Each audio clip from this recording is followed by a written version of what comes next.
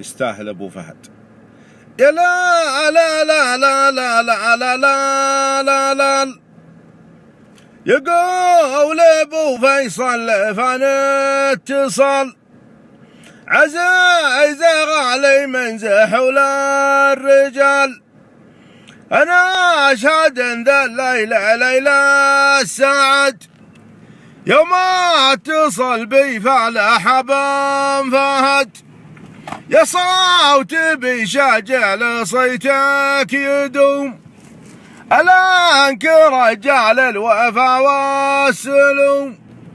جملت اهل بشاب حضره وبوادي واشتعلت بيرقها وانا وما استهى. يا لا لا لا لا لا لا لا لا لا لا لا واشتعلت بيرقها وانا وما استهى.